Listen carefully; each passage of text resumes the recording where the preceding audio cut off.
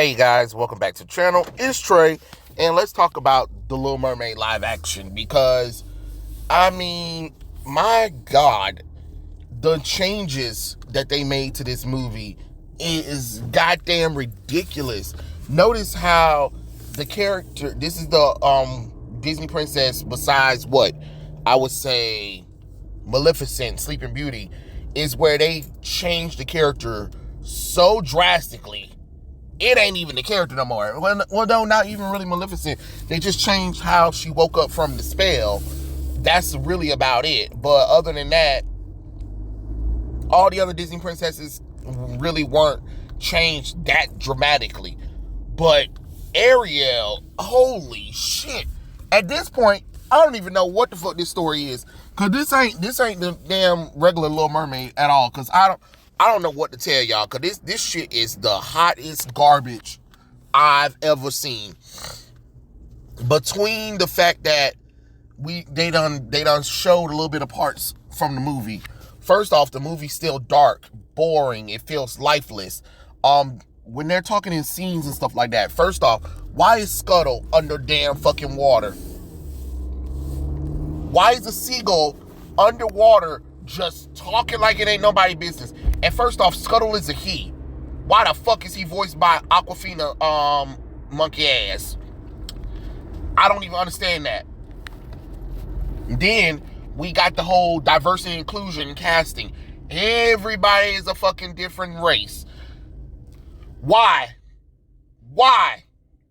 This is a Denmark damn story. Keep the shit white, please. Good God. Especially in times where you know it really don't make no sense for everything to be diverse and inclusive. It don't make no sense. Then the novelization reveals, because there's some novelization scans and stuff like that, it reveals that Eric is a wayward soul because he was adopted. So that explains why he has a fucking black mom as the queen and stuff like that, because everybody trying to figure out why is Eric's mom black. Well, they decided, hey, let's make him adopted. Because that makes sense, because she found him on a ship or a shipwreck or something like that. So, yeah, because instead of casting correctly, you fuck up so bad that you have to come up with unnecessary changes to the movie, to the story. Then there's also changes to Kiss the Girl. The reason why they changed it around was because they didn't want Eric to take advantage of her because she's mute and she doesn't have consent. But we come to find out that when she made a deal, Ursula told her, hey, you got to get the prince to love you in 3 days or you turn back into a mermaid and your mind's forever. But with a caveat, she erased Ariel's memories of the task. So anytime Ariel might get close with the prince, the spell would activate and Ariel wouldn't be comfortable around the prince, because she don't know that she need to get the prince to kiss her in order for her to stay human. That's about the most dumbest shit I've ever heard. Like you're taking Ariel's agency away from everything. And instead of floating Jensen kind of manipulating her after King Triton destroys the stuff, she goes through a mirror vortex that Ursula creates for her in order for her to get to Ursula's lair where she makes the deal at. What the fuck? Like, what are we? Oh my God, what the fuck is this shit? Like, it makes absolutely no sense at all. This movie is hot trash. They're talking about it's supposed to be better than... No, it's nowhere close to better than the original. It's nowhere close to even coming like the original one. Then there's scenes where they show from Kiss the Girl, Part of Your World, Under the Sea. Boring. And then when the actors are talking underwater, echoes. Why the fuck is there echoes in the damn water? They're supposed to be talking like normal. Unless they're in an area that requires the echo. When they're in open ocean, it don't make no sense. It really doesn't. Like, it's crazy as hell. It's the most baffling, jarring thing I've ever seen at all. Like, and then they got Ariel singing it under the sea. Why? Why is Ariel singing during Under the Sea? That's not her thing. That's not a thing. And honestly, Haley is got a beautiful voice, but she ain't Ariel. And some people talking about she sounds just like Jodie Benson. No, the fuck she don't. Don't you insult me. Don't you insult my intelligence with that bullshit. No, she doesn't. She sounds like a cover artist because she's breathy, she's toned. She's not singing like as if it's a want song. She's singing it as if she was paid to cover the song, which she was.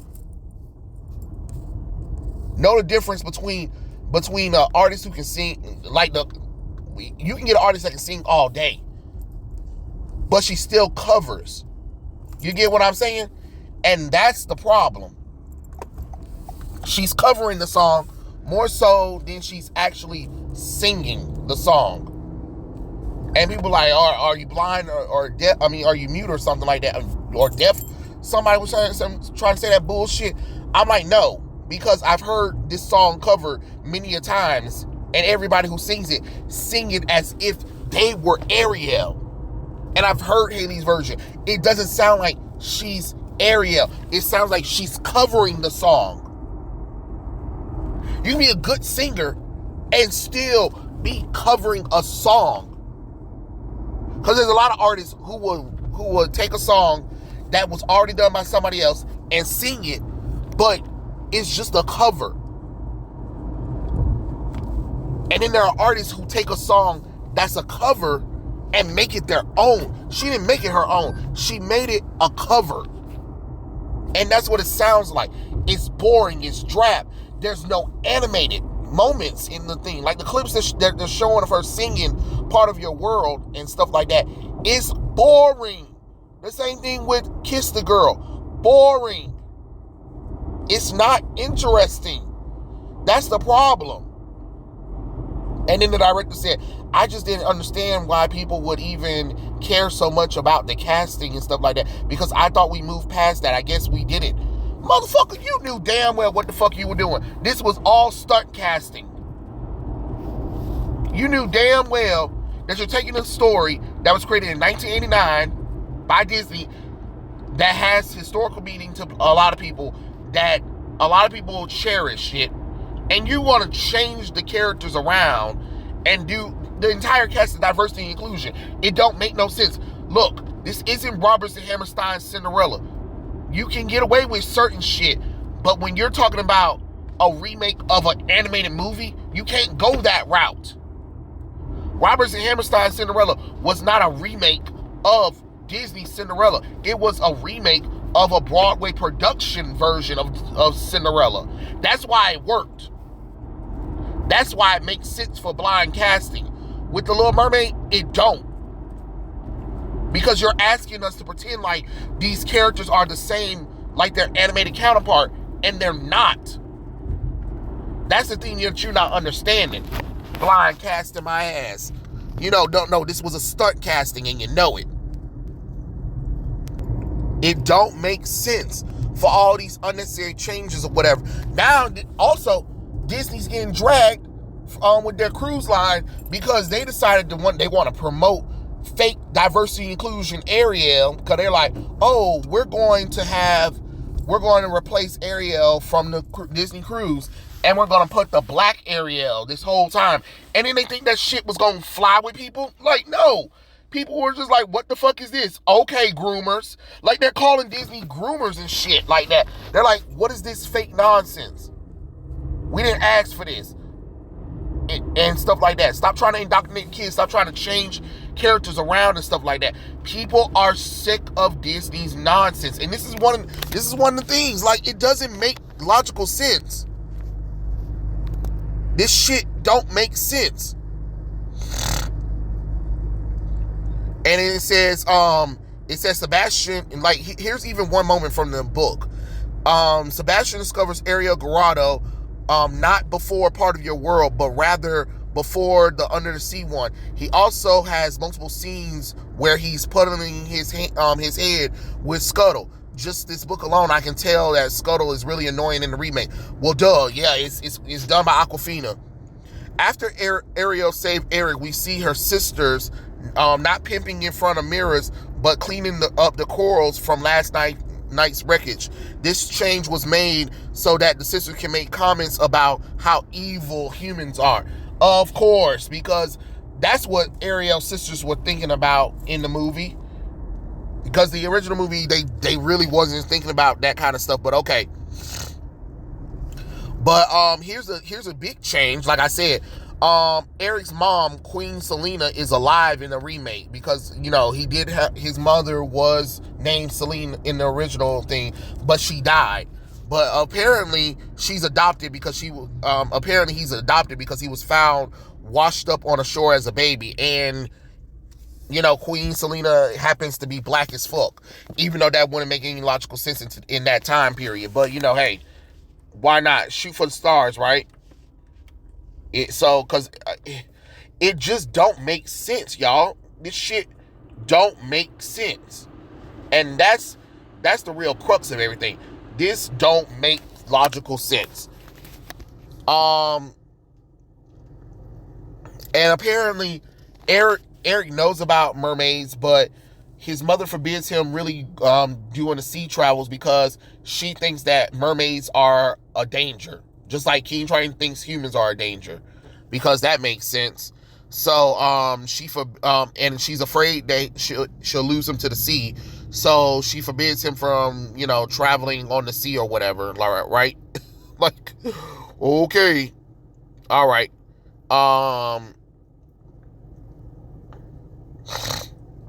Ursula pulls off one of Ariel's scales to add to the potion. She also makes Ariel forgets that she has to kiss Eric in 3 days with a spell amnesia, and Sebastian tries to remind her, but her mind can't remember.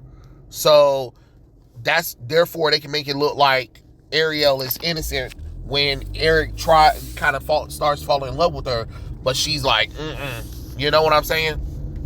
So, ew, Lord have mercy. The novelization is just hot garbage. Like, so I don't even know.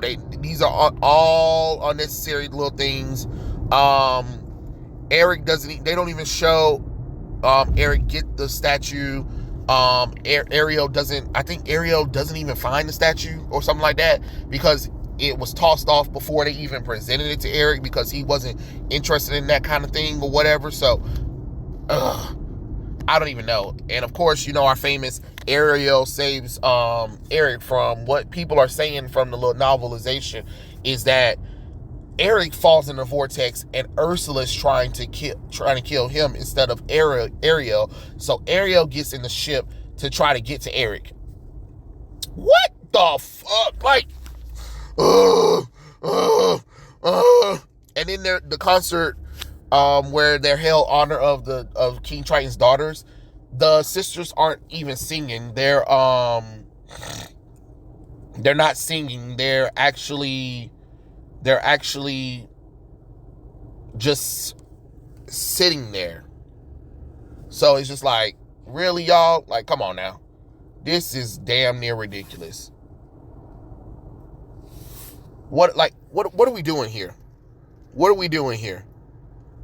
I just don't get it. I really do not understand generic way they changed this entire story. It's not interesting anymore. It's not the Little Mermaid anymore. I don't know what the fuck this shit is, but it ain't the Little Mermaid. It's really not. I don't even understand. I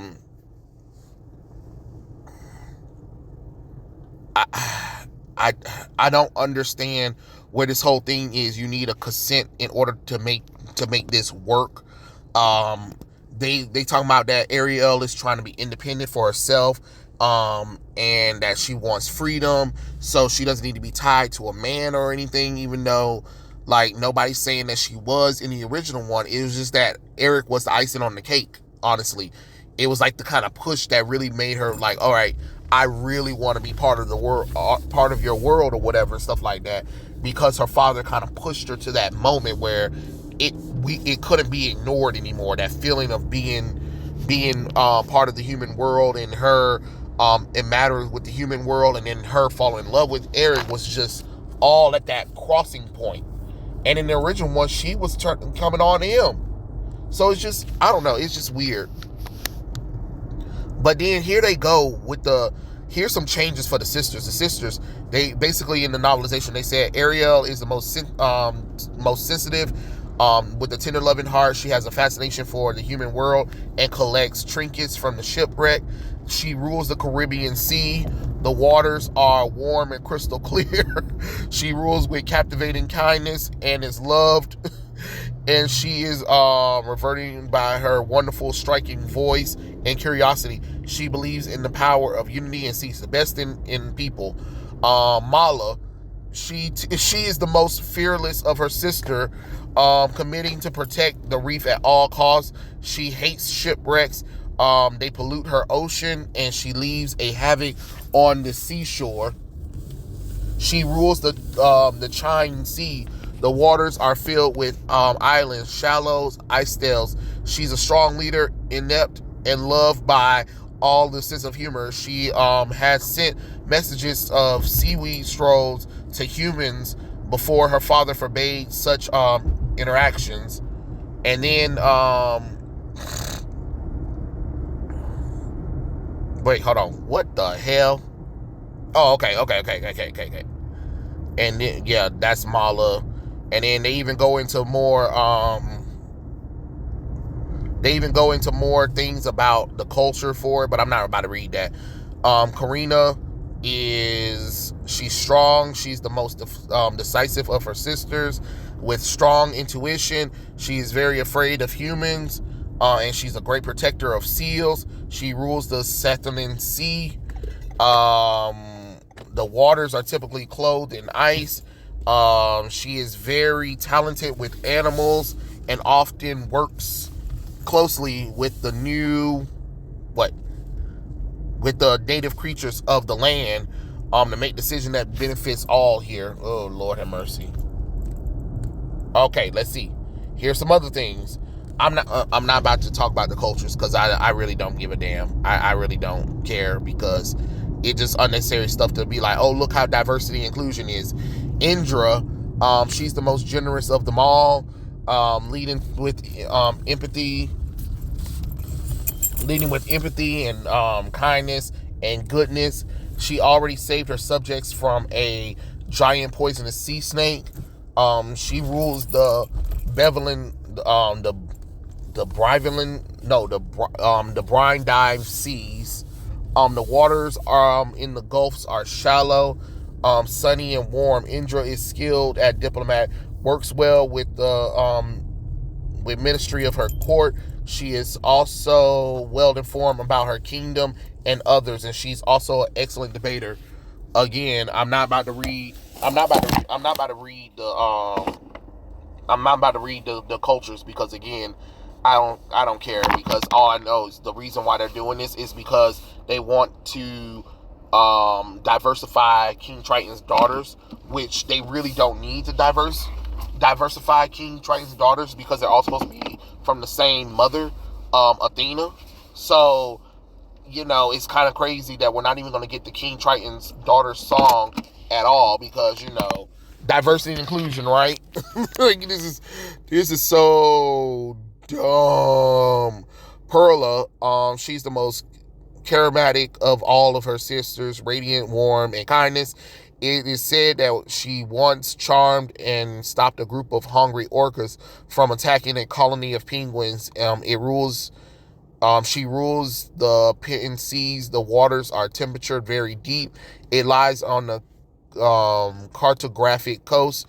Perla rules with a good temperament and is very careful with her choices, but puts decisions to a vote to keep peace. Yay! You know what I'm saying? Tamika, she is powerful, the most tactical of her sisters, ruling with the iron fin. Some say she's fought a tiger shark into submission before learning to swim. Yeah, right. She rules the Fawcett Sea.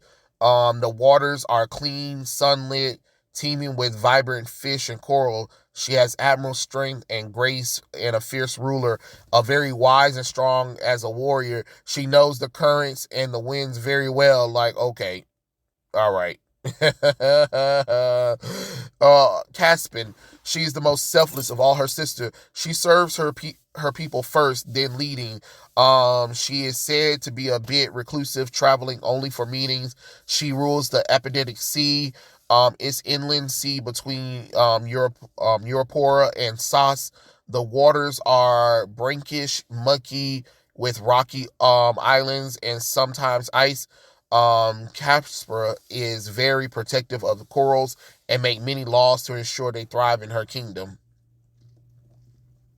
Um, and Lord have mercy, and that's really it for the sisters. Like the changes they make with the sisters are just crazy. I don't understand why the hell they made so many narrow changes, because at this point, if Eric's not saving Ariel, if Ursula is removing the reason why Ariel should be on land, there's really no point of this damn movie.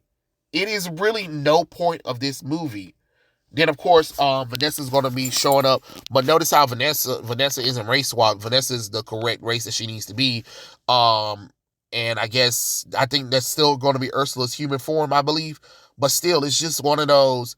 Why are we doing this right now? Like, why? Y'all talk about, why people shouldn't care or whatever. Well, the reason why people care is because you're baited on nostalgia, and you're hoping that us take our children or nieces, nephews to go see this movie. But you're turning a lot of the fans off from the nonsense. It don't make sense. It really doesn't. And now you're trying to force these changes into the parks, into the movie, and you're trying to think that it's going to erase the 1989 classic movie. It's not. You're not going to trick people who's been at Disney World plenty of times, and be like, oh yeah, let's replace Ariel with fake black Ariel, and then that's gonna be cool. And then let's try to expand on this new version of Ariel, which it looks uninteresting. It looks boring. It looks dark. You did all of this for what? You know what I'm saying? What did you do this for? Who is this for?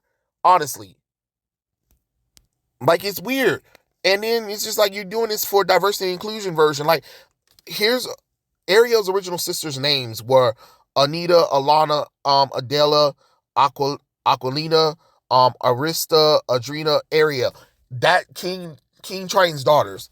And now people are like, so King Triton's a whore because he has a daughter of different race, every damn diversity, you know. And King Triton is actually supposed to be faithful to Athena, his wife, who died early in the movie. I mean, before the movie started.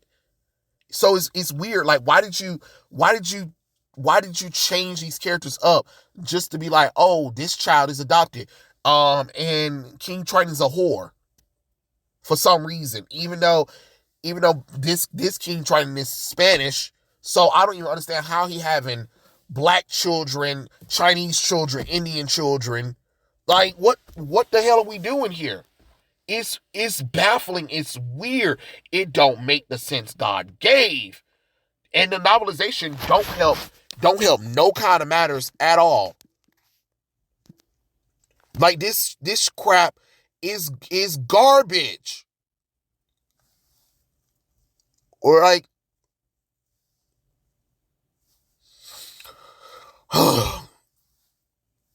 I just don't get it. I really do not get this crap.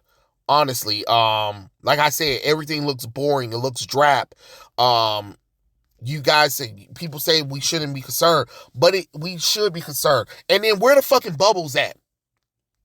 That's what I want to know. Where are the damn bubbles at in this damn movie? People keep trying to be like, I'm like, no, where the bubbles at? Where are the damn bubbles? Because it don't make no sense that they're moving in water and there's no damn bubbles nowhere at all.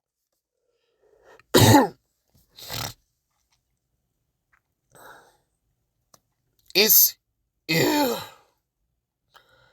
I just don't get it. Like, you don't have to, you're fixing shit that don't make no sense.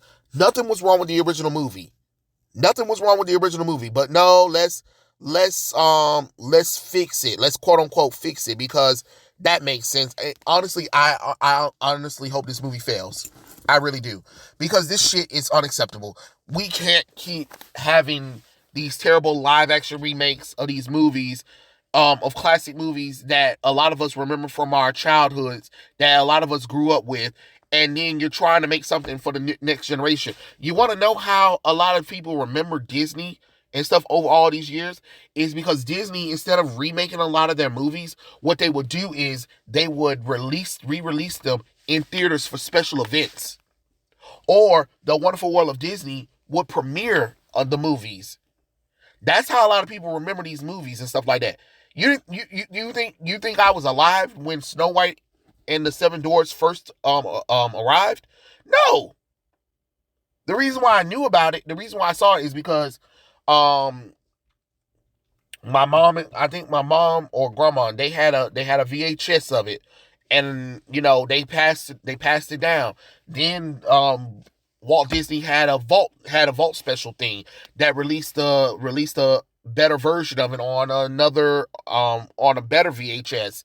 Then after that, it was The Wonderful World of Disney. Then sometimes after Saturday morning cartoons, ABC, if you paid attention, sometimes they would secretly play some of their movies in syndicate, so you can remember, so you can start seeing stuff. That's how I saw a few of the classic, Disney movies that I didn't even know existed until then. You know what I'm saying? So it's all about optics.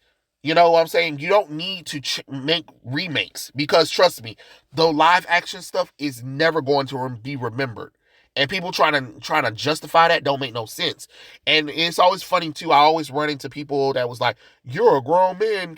Why should you care about Little Mermaid?" Says the grown woman, the grown man, the gay boy that got Ariel action figures and draws nothing but Ariel, or have a big collection of Ariel stuff. Like, you're the one to talk. So I'm in the wrong for criticizing Little Mermaid, but it's okay for you to enjoy Ariel because you have all her merchandise, and because you got the live action figures and stuff like that in the books, and it's amazing. Like, that doesn't make sense to me. You can't be okay for one and then try to demonize the other. I like Ariel just like you do. All right? I'm not like obsessively like, "Oh my god, I got merchandise of Little Mermaid." I probably do got merchandise because I have a lot of merchandise from Disney, but it's all up in storage because it's been a long time because I was a kid. So I probably do have some merchandise from every Disney movie I remember when I was growing up. But still, I I respect it enough that I would want it to be accurate to what I saw when I was a kid, because, or just like how all of the Disney movies that my parents and them watch that they passed on to me, they were still there. They were intact. That's why I have respect for those movies. You know what I'm saying? Why can't we just have respect for these classic animated movies and the audience that grew up with them and the audience that passed it down to us? Why can't we want the movie to be better? Why does it have to feel so boring, so dry? There's too many changes to this damn movie that makes absolutely no sense. And you think people are supposed to just sit by and be like, okay with that? No, it's crap. It's crap. That's why it's getting all the backlash it's getting, because it's hot shit. People are done with the live action remake, and Disney needs to cut this shit out.